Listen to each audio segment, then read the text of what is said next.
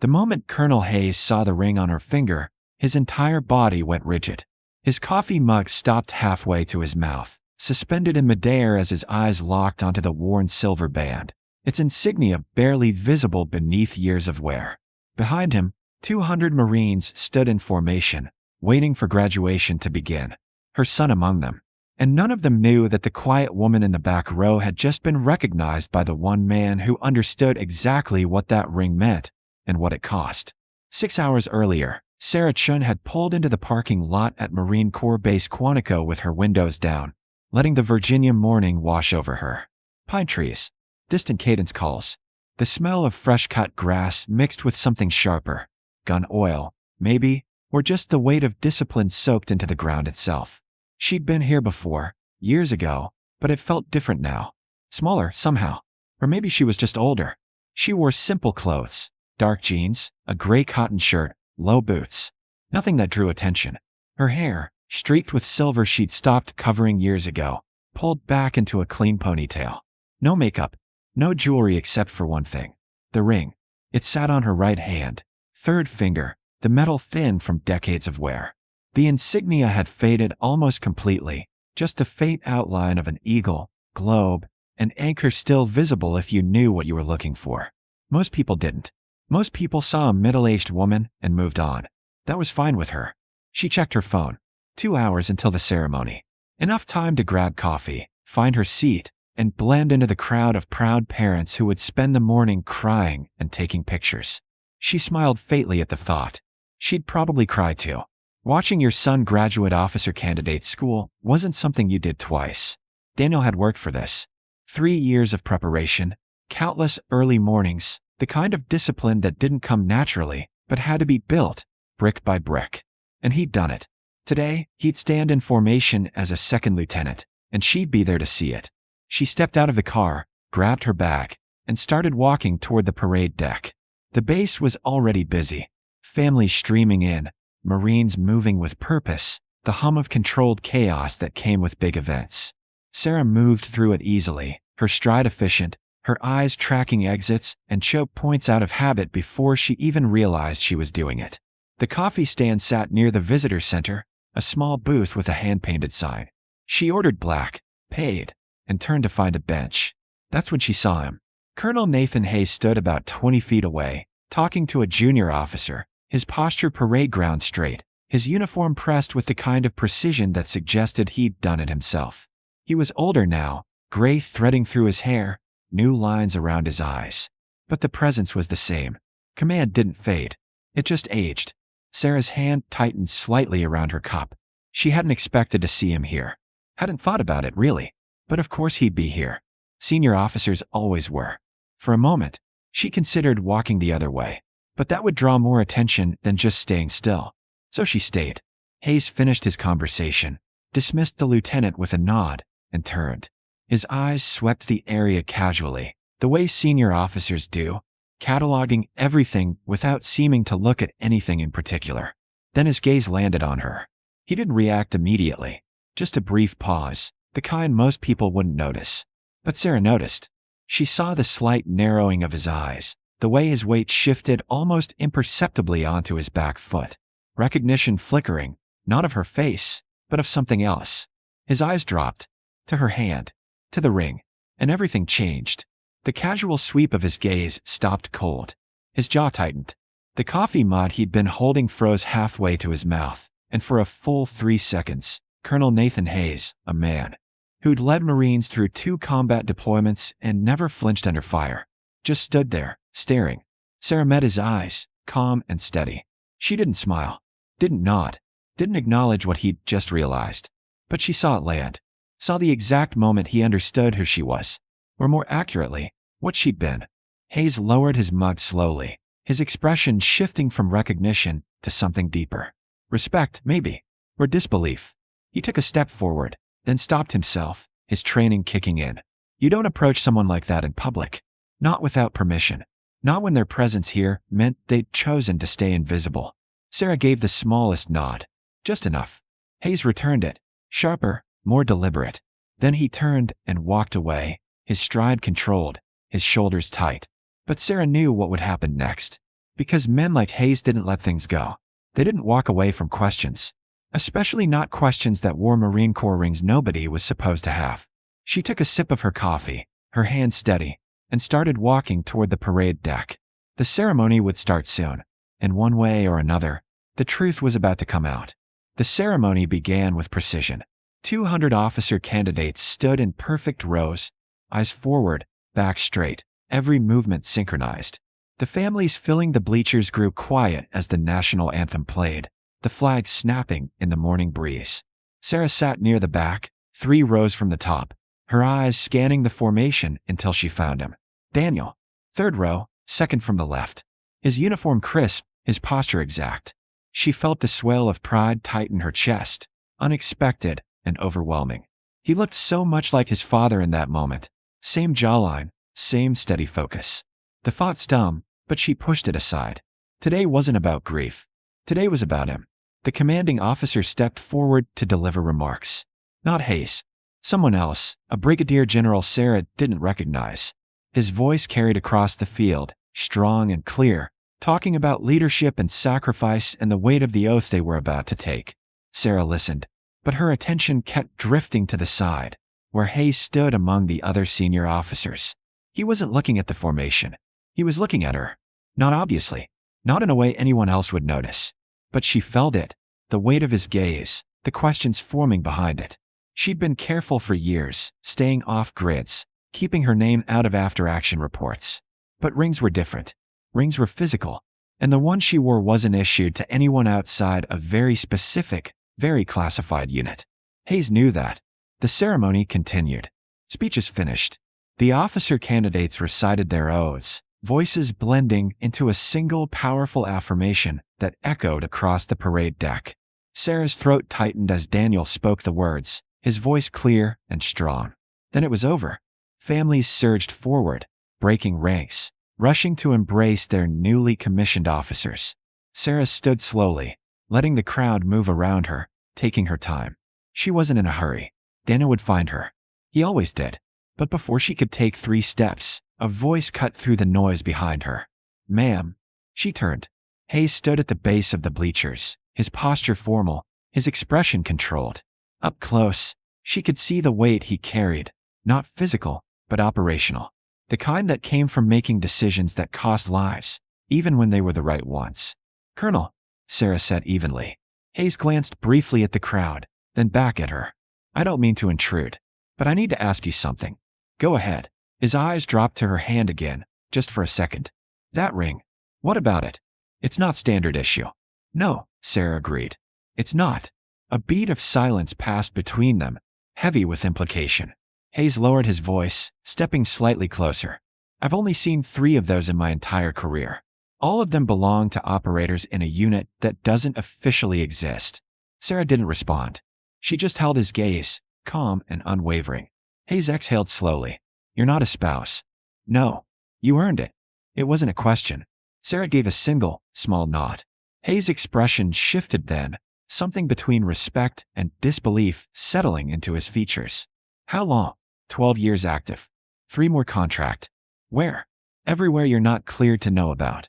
A faint smile tugged at the corner of Hayes' mouth, despite himself. "Fair enough." He paused, his gaze sharpening. "Why didn't you say anything? When you arrived, when you checked in, your name should have flagged." "I didn't use that name," Sarah said simply. "I'm here as a parent. That's all." Hayes studied her for a long moment. "Your son doesn't know, does he?" "No." "Why not?" Sarah's jaw tightened slightly, the first crack in her composure. "Because he doesn't need to carry it. He earned this on his own work, his own choices." Hayes nodded slowly, understanding settling in. "You wanted him to have something that wasn't shadowed by what you did." "Yes." For a moment, neither of them spoke. Around them, the celebration continued. Photographs, laughter, families hugging their Marines. Normal, joyful, uncomplicated. Then Hayes straightened. "You should know, there's a reception afterward. Senior officers, distinguished guests. I'd like you to attend." Sarah frowned. "That's not necessary." "It is." Hayes' tone left no room for argument.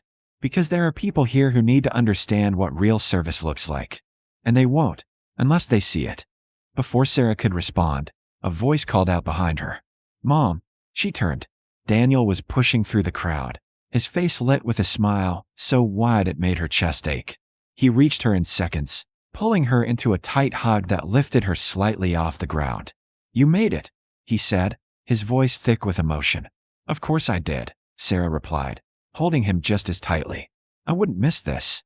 Daniel pulled back, grinning. Then he noticed Hayes standing nearby, and his entire posture snapped to attention. Sir. Hayes returned the salute smoothly. At ease, Lieutenant. Congratulations. Thank you, sir. Hayes glanced at Sarah, then back at Daniel. Your mother and I were just discussing the reception. I hope you'll both attend.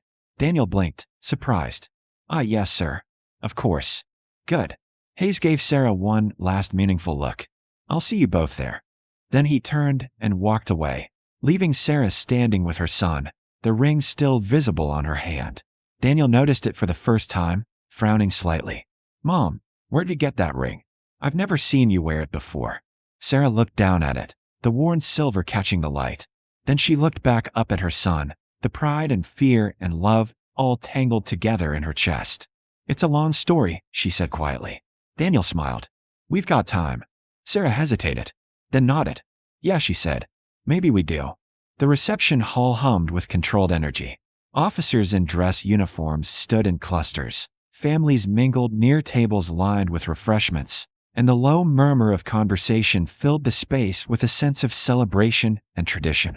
Sarah stood near the back wall, a glass of water in her hand, watching Daniel talk with his fellow lieutenants across the room. He looked happy, confident, like he belonged. That was all she'd wanted. But the weight of Hayes' gaze hadn't left her. He stood near the front, speaking with other senior officers, but every few minutes his eyes would drift her direction. Waiting, calculating. She knew what was coming. Men like Hayes didn't let mysteries sit unresolved, and she'd been a mystery for too long. Finally, he broke away from his group and crossed the room toward her, his stride deliberate, his expression serious. He stopped a respectful distance away, hands behind his back. Ma'am, he said quietly, I'd like to introduce you to someone. Sarah's jaw tightened. Colonel, it's not optional, Hayes said, but there was no hostility in his tone, just certainty. Trust me. Before she could respond, he turned and gestured toward a man standing near the center of the room, broad-shouldered, graying at the temples, wearing the uniform of a major general. He noticed Hayes' signal and began walking over, his expression curious. Sarah's pulse quickened. This was escalating faster than she'd anticipated. The general stopped in front of them, his gaze moving between Hayes and Sarah with interest. Colonel, what can I do for you? Hayes gestured toward Sarah. General Marks, I'd like you to meet Sarah Chen.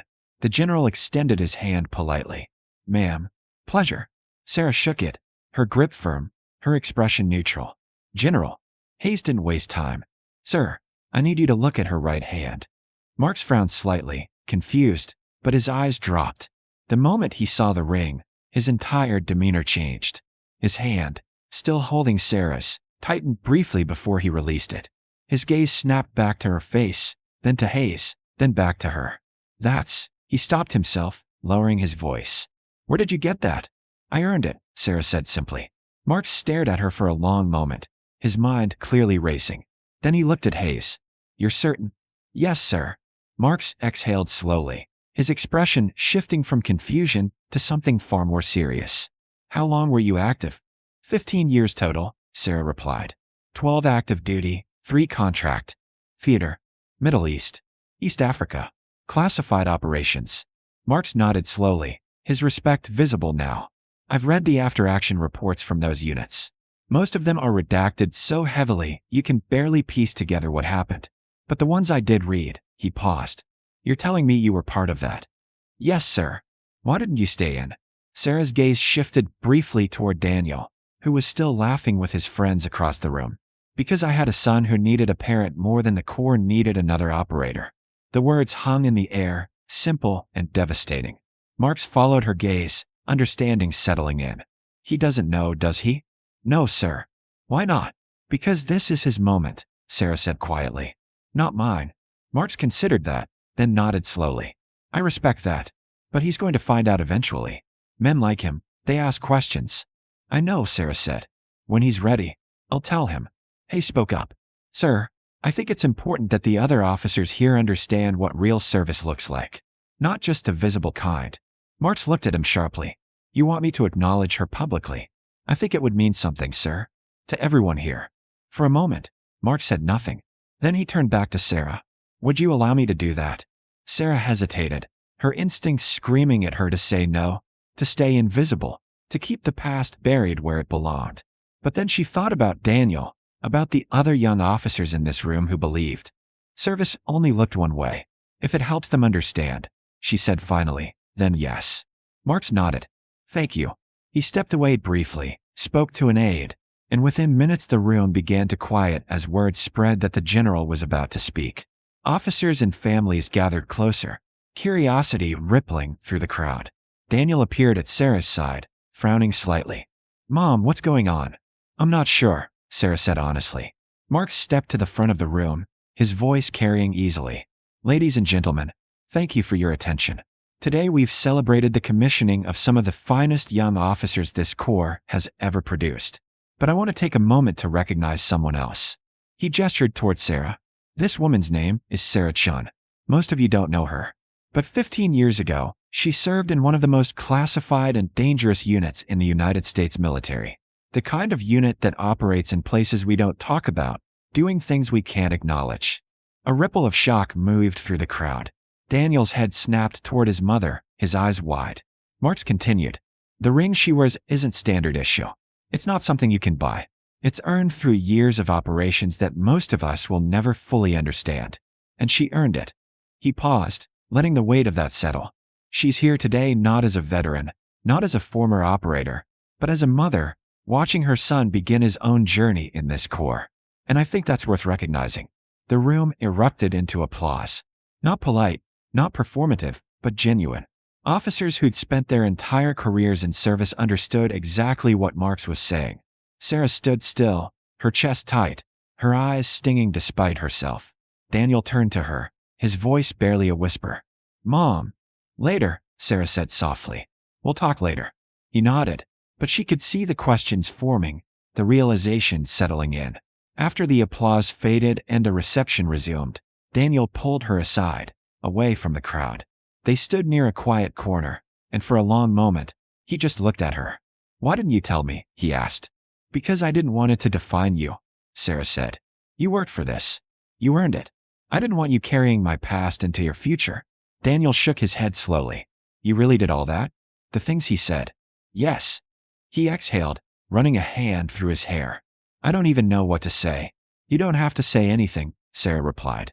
You're here. You made it. That's all that matters. Daniel looked at her for a long time. Then, slowly he smiled. I'm proud of you, Mo. Sarah's throat tightened. I'm proud of you too.